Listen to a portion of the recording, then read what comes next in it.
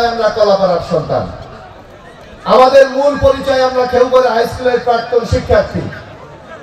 এখানে রাজনীতির যত রং থাকুক, এই অনুষ্ঠানের ক্ষেত্রে সেই রং কোনো প্রভাব বিস্তার করবে বলে আমি মনে করি না।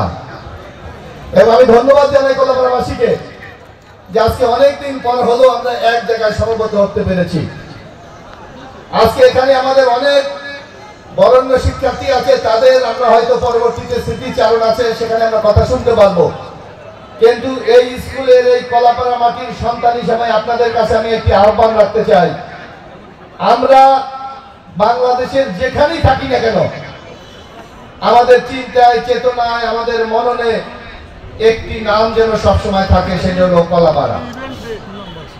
আজকে আমাদের গর্ব অনুভব হয় যে বাংলাদেশের অনেক উপজেলা আছে, প্রায় 497টি উপজেলা বাংলাদেশে আছে, কিন্তু 10টি উপজেলার নাম যদি বাংলাদেশে উচ্চারণ করে তাহলে কলাপাড়া উপজেলার নামটা কিন্তু সেখানে মানুষ চিনতে পারে।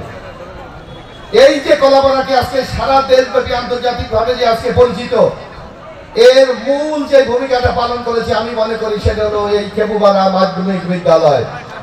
কারণ এখানে যখন যোগাযোগ অবস্থা ভালো ছিল না, এখানে যখন পড়াশোনার বাইরে গিয়ে করার কোনো সুযোগ ছিল না, তখনই কিন্তু আমাদের এই সম্মানিত শিক্ষকরা তাদের মেধা দিয়ে মনন দিয়ে অসংখ্য কষ্ট করে আজকে কিন্তু এই কলাপাড়াকে একটি শিক্ষিত জনপদে পরিণত করেছে।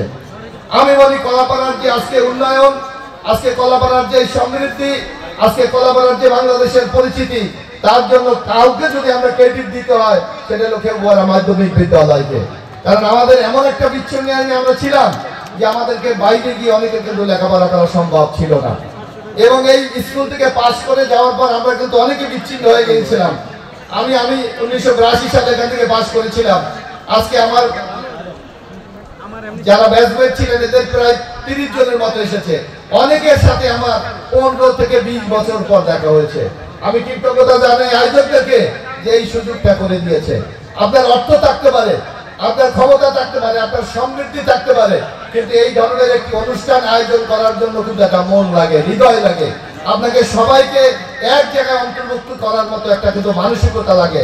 সেই কাজটি অত্যন্ত চমৎকার ভাবে এই কমিটিগুলি করেছে, যার জন্য এখানে কেউ বক্তৃতা শুনতে আসেন নাই, কিন্তু আমরা একটা পরিচয় থাকতে চাই। আমি একটি রাজনৈতিক দল করি, আজকে কিন্তু সেই দলের পরিচয় রেখে আমি কিন্তু এখানে এসেছি, কারণ আমি এই প্রতিষ্ঠানের একজন ছাত্র ছিলাম। যে যেখানে থাকেন না কেন, এই মাটির ঋণ কিন্তু আমাদের শোধ করতে হবে, এই বিদ্যালয়ের ঋণ কিন্তু আমাদের শোধ করতে হবে।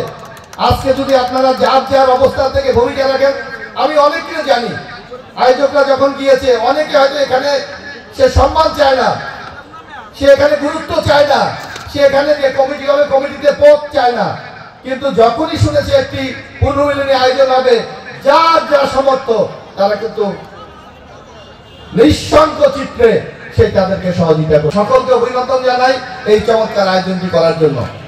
কিন্তু এইটা তো আমাদের আগামী দিনে নিয়ে যেতে হবে, এটাকে একটা পার্মানেন্ট রূপ দিতে হবে।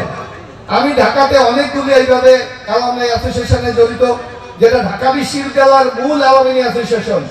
সেখানে কারণ আপনি জানেন ঢাকা বিশ্ববিদ্যালয়ের বহু লোক সমাজ এখন প্রতিষ্ঠিত। আমার জানা মতে সর্বশেষ আমাদের ফান্ডে প্রায় 16 কোটি টাকা জমা আছে, 16 কোটি। দিনের জন্য এটাকে একটা সাংগঠনিক রূপ দেওয়ার জন্য একটা অ্যালামনাই অ্যাসোসিয়েশন করা যেতে পারে। খেপুপাড়া হাই স্কুলের ছাত্র ছাত্রীদের জন্য একটা অ্যালামনাই অ্যাসোসিয়েশন, এবং এই অ্যালামনাই অ্যাসোসিয়েশনটা করা কিন্তু আসলে সবাইকে আবার এক জায়গায় জড়ো করা, আবার কমিটি করা, এটা হয়তো একটা সম্ভব না। কারণ অনেকে চাকরি করেন চলে যাবেন, অনেকে ব্যবসা করে চলে যাবে, অনেকে অনেক দূর থেকে এসেছে। আপনারা যদি সম্মতি দেন, আমি একটা প্রস্তাব দিতে চাই। কমিটিটা যে এই যে অনুষ্ঠান উদযাপন কমিটিটা আছে, এইটাকে যদি আমরা আগামী 2 মাস বা 3 মাস একটা সময় দেই, এবং এটা আজকেই নামটা চেঞ্জ করে যে এই পুনর্মিলনী উদযাপন কমিটি না করে আমরা যদি খেপুপাড়া হাই স্কুল অ্যালামনাই অ্যাসোসিয়েশনের নামটা ধারণ করি, তাহলে কিন্তু এই কমিটিটা আগামী 2-3 মাসের মধ্যে একটা পূর্ণাঙ্গ কমিটি এবং গঠনতন্ত্র তৈরি করে তারা বিদায় নেবে। এটা কি রাজি আছেন আপনারা? প্রত্যেকটি কাঠামোর মধ্যে আমরা থাকতে পারি না, আমার সবাইকে এক জায়গায় জড়ো করে কিন্তু আরেকটা কমিটি করা কঠিন কাজ। এটা কি আমরা সবাই রাজি? তাহলে কি এটাকে অনুমোদন দেওয়া যায়? আজকে থেকে এটা পুনর্মিলনী উদযাপন কমিটি না, এটা হয়ে গেল এখন খেপুপাড়া সরকারি মডেল মাধ্যমিক বিদ্যালয়ের অ্যালামনাই অ্যাসোসিয়েশনের আহ্বায়ক কমিটি। ওকে, ইনশাআল্লাহ আমরা সবাই যদি থাকি তাহলে এই কলাপাড়া হাই স্কুলের এই অ্যালামনাই অ্যাসোসিয়েশন বাংলাদেশের মধ্যে একটি খুব গুরুত্বপূর্ণ একটি প্রতিষ্ঠান হবে এবং যেটা খেপুপাড়ার সামগ্রিক উন্নয়নে আমরা একটা বিরাট ভূমিকা রাখতে পারবো। আপনাদের সবাইকে আবারও ধন্যবাদ এবং কৃতজ্ঞতা। আসসালামু আলাইকুম।